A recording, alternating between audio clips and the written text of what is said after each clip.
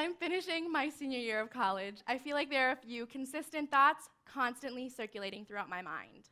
I have the, I'm almost an adult thought, which is usually followed by a, oh, I'm almost an adult thought. Then I have those moments when I look towards the future and think about what's next for me. Where do I want to go? Where do I not want to go? What is the farthest distance I can get away from my comfort zone while still feeling like I made a good life choice? Am I even ready to leave my comfort zone? Can I afford not to? Naturally, while I'm having all of these thoughts about the future, I'm also thinking about the past. And I'm somebody who likes to think about my life like a journey and think about all the different steps that I've taken that have gotten me where I am today.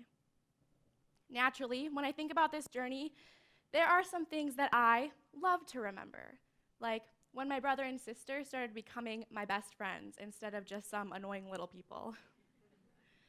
There are some things that I just don't remember, like what I had for breakfast on October 18th, 2006, or what I had for breakfast yesterday, if I'm being honest. There are some things that I would rather not remember, like things that I probably wouldn't be excited to tell you all right now. And then there are those big, influential, life-changing, well, pivotal moments. And these are the moments that intrigue me the most because I think that because we live in such an Instagram society, we often lose the chance to fully acknowledge and fully embrace some of the biggest pivot moments in our lives, our low points.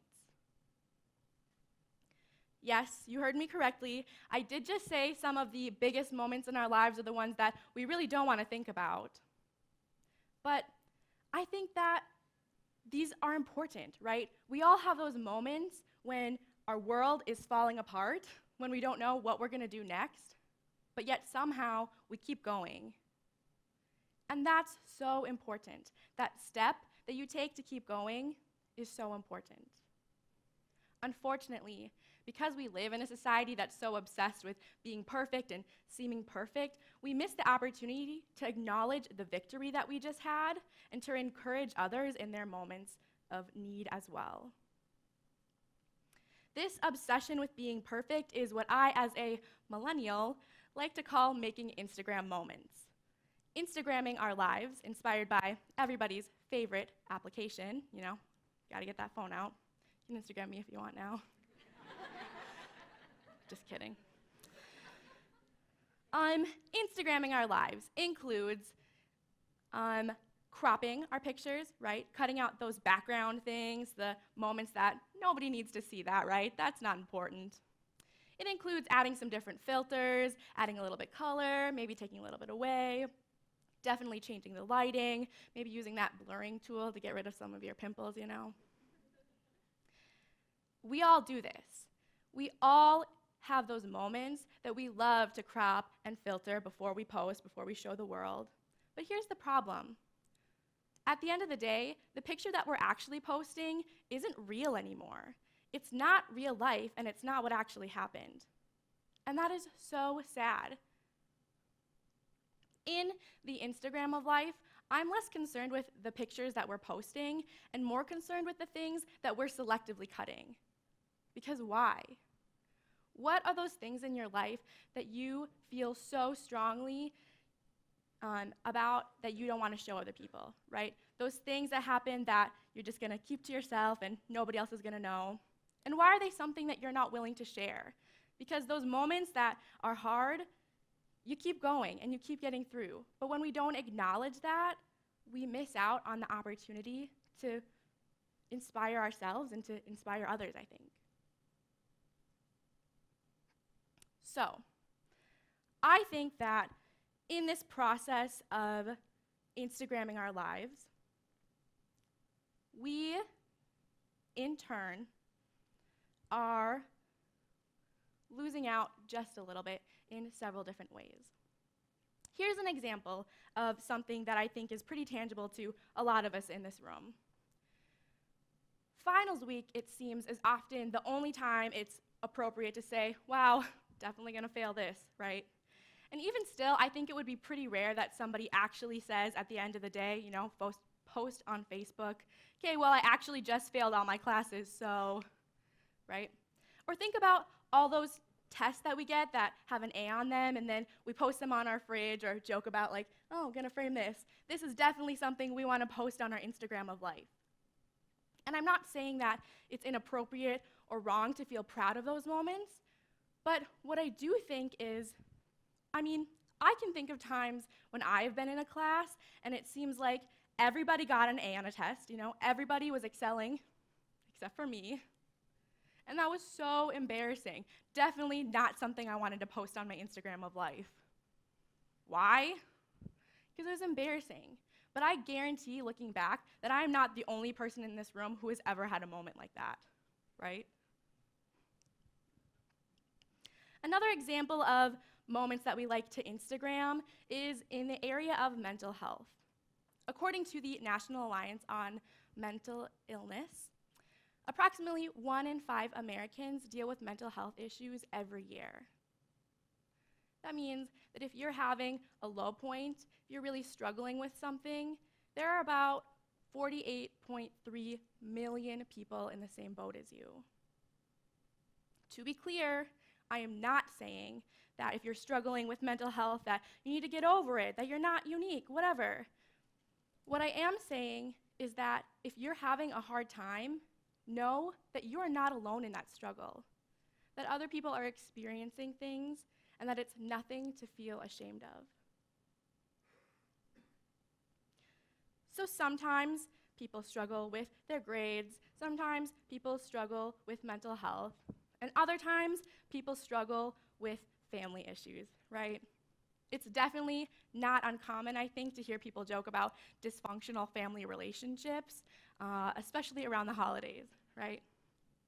But I think, again, it's pretty rare for people to actually come out and say, wow, my family life really sucks. It's so hard, and I don't know what I'm gonna do. But we all have those moments. We all, I'm sure, have moments when we feel a little embarrassed by our families. These moments, I keep saying that we all have them, right? And when I say we, I myself am included in that. For me, the moment that I like to Instagram is something that doesn't hurt less as time goes on. It's something that never seems to look quite right no matter how many filters I put on it. But it is that moment when my parents passed away. Parents being plural. My dad passed away at the end of my freshman year of high school, and my mom passed away at the end of my freshman year here at Concordia. I actually lived in Erickson, so right over here.